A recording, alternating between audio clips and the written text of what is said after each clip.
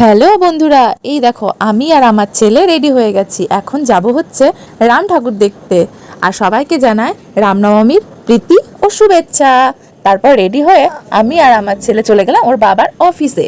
তারপরে ওর বাবাকে নিয়ে বাইকে করে চলে গেলাম ঠাকুর দেখতে।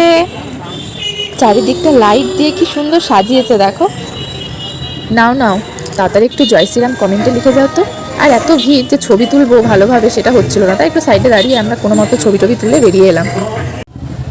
আর সাইডেই খিচুড়ি প্রসাদ দিচ্ছিল।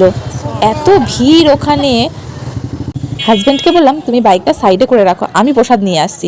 সে আমার কথার মতো সাইডে রেখে দিল আর প্রসাদ নিয়েও চলে এলাম। আর প্রসাদ নিয়ে আসতে আমার ছেলে দেখো কিভাবে দেখছে। যাই হোক, ওর বাবা ওকে খাইয়ে দিল।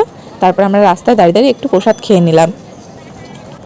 আর সত্যি এত সুন্দর টেস্ট হয়েছিল, মানে আমি গরম লাগছে তাও দাঁড়িয়ে দাঁড়িয়ে রাস্তায় খাচ্ছি, মনে হচ্ছে আরও এক প্লেট নিয়ে আসলে খুব ভালো হয়। যাই হোক, তারপরে আমরা আবার ঠাকুর দেখতে বেরিয়ে গেলাম। ওখানে গিয়ে ঠাকুর দেখলাম, তারপর ছেলেকে একটু দাঁড়িয়ে ছবি টবি তুললাম, আমরাও একটু ছবি তুললাম। তারপর ওখান থেকে বেরিয়ে চলে এলাম। বাড়ি আসার পথে দেখছি এখনও খিচুড়ি দিচ্ছে, আর লোভ সামলাতে না পেরে বাড়ির জন্য দুটো প্লেট নিয়ে চলে এলাম। আজকের ভিডিওটা এই পর্যন্তই। গুড নাইট সবাইকে।